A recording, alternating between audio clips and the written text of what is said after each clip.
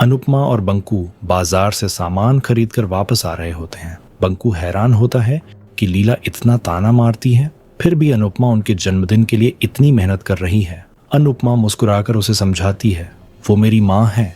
Social media पर लोग लिखते हैं रिलेशनशिप स्टेटस, इट्स कॉम्प्लिकेटेड। असल में ये स्टेटस सास बहू के लिए होना चाहिए। वो बताती है कि 25 साल मैं उनकी बहू बनकर रही। वो इतनी डेंजर थी कि उनके सामने मेरा मुंह नहीं खुलता था। फिर एक दिन अक्ल आई और मैंने उनके बेटे से तलाक ले लिया। उसके बाद मैं उनकी बेटी बनी। अब मेरे दिमाग में तो क्लियर है कि वो मेरी माँ हैं, पर वो कभी कभी कंफ्यूज हो जाती हैं। कभी माँ बनकर लाड करती हैं तो कभी सास बनकर सिर्फ गुस्सा।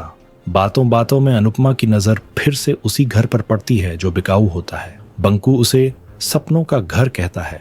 अनुपमा की आंखों में एक चमक आ जाती है। वो कहती है कि हम मिडिल क्लास लोगों के लिए घर ही सबसे बड़ा सपना होता है, चाहे वो नया हो या पुराना। वो ठान लेती है कि एक दिन उसका अपना भी घर होगा। तभी बंकू देखता है कि कोई रास्ते में गिर गया है। अनुपमा दौड़कर पास पहुंचती है तो देखती है कि वो ख्याति है। अनुपमा उसे सहारा देकर उठाती है, पानी पिलाती है और पास ही बैठा लेती है।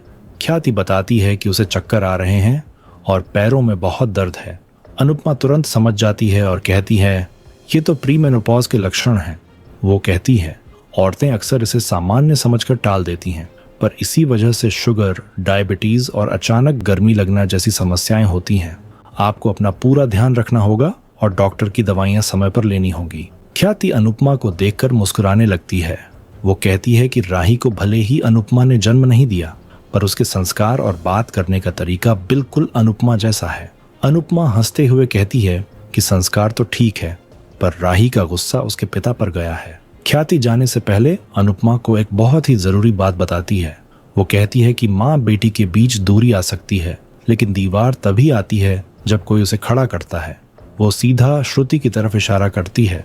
अनुपमा कहती है कि वो जानती है, पर उसे भरोसा है कि राही समझदार है। ख्याति उसे आगाह करती है। गुस्सा अक्ल को खा जाता है। छोटी सी चिंगारी को श्रुति जैसे लोग हवा देते हैं। मैं जितना संभाल सकती हूँ संभालूंगी, लेकिन बाकी सब आपको ही देखना होगा। जिसके बाद घर पहुंचकर अनुपमा, दिग्विजय और बंकू लीला के जन्मदिन की तैयारियों में लग जाते हैं। अनुपमा बताती है कि वो लीला के लिए अपने हाथों से गजरा बनाएगी। बंकू जब परिवार के लोगों के चिड़चिड़ेपन की बात करता है तो अनुपमा परिवार की एक बहुत सुंदर परिभाषा देती है। रसोई कढ़ाई, थाली, बेलन और चकले से मिलकर बनती है। वैसे ही अलग अलग स्वभाव के लोगों से परिवार बनता है। कुछ बर्तन आपस में फिट हो जाते हैं तो कुछ बार बार टकराते हैं और बजते रहते हैं। वो बताती है कि मैंने मिस्टर शाह से पीछा छुड़ा लिया, पर इस परिवार ने मेरा पीछा नहीं छोड़ा। त्योहार आते ही सब झगड़े भूलकर एक हो जाते हैं। दिग्विजय अपनी टूटी हुई पारिवारिक कड़ी को याद करके उदास हो जाता है। अनुपमा उसे हिम्मत देती है कि जो सुख दुख में साथ दे वही असल परिवार होता है। वो दिग्विजय को कहती है कि वो भी कोशिश करे, शायद यहाँ उसे नया परिवार मिल जाए। वो उम्मीद जताती है कि कल लीला के जन्मदिन पर सब एक छत के नीचे होंगे और सब कुछ ठीक रहेगा। दूसरी तरफ राही बहुत ही उलझन में होती है। वो मोटिबा से कहती है, मैं सिर्फ लीला के जन्मदिन के लिए जाना चाहती हूँ। अगर आप मना करेंगी तो मैं नहीं जाऊंगी। आप माने या न माने, पर मैं मम्मी से मिलने नहीं जा रही। तभी प्रेम वहां आता है और कहता है कि बापूजी ने बहुत प्यार से बुलाया है और वो उन्हें निराश नहीं करना चाहता। मोटिबा अचानक बहुत मीठी बोलती है, जिसे देखकर गौतम हैरान रह जाता है। मोटिबा कहती हैं, रिश्ते कितने भी उलझ जाएं, पर रिश्तों को तोड़ नहीं सकते।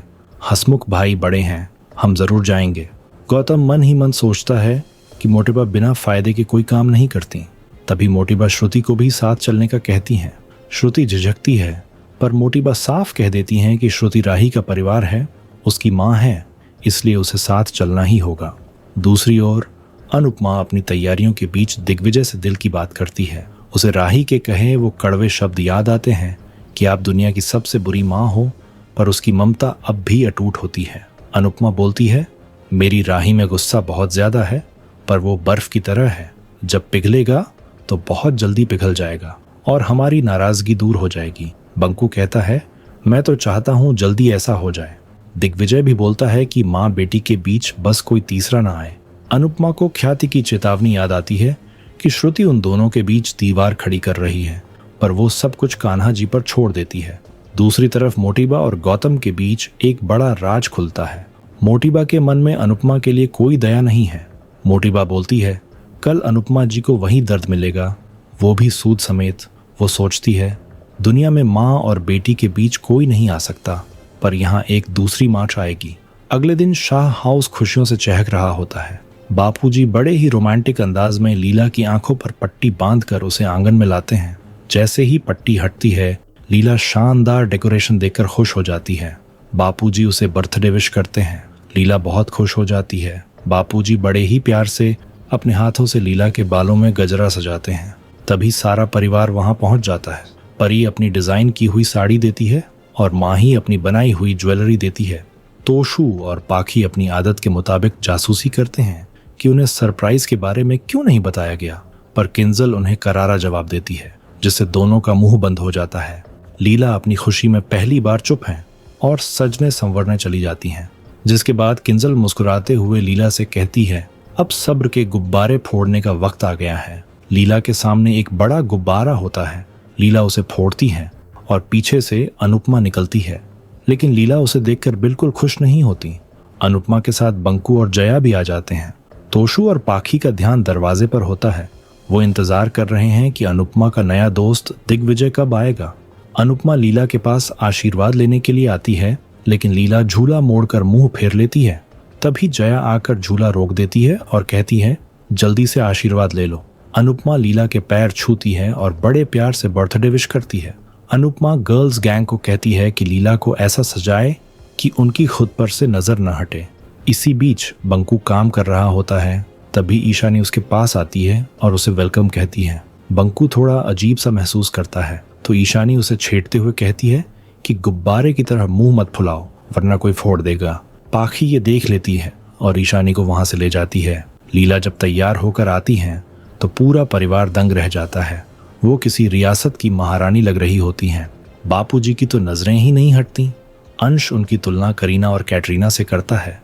लीला मजाक में कहती है कि मेरी उम्र मत गिनो, बस मेरे नेकलेस के पैसों और हसमुख के साथ बिताए दिनों को गिनो। किंजल आरती की थाल लेकर आती है और अनुपमा से ही लीला की आरती और तिलक करवाती है। ठीक उसी पल दिग्विजय की एंट्री होती है।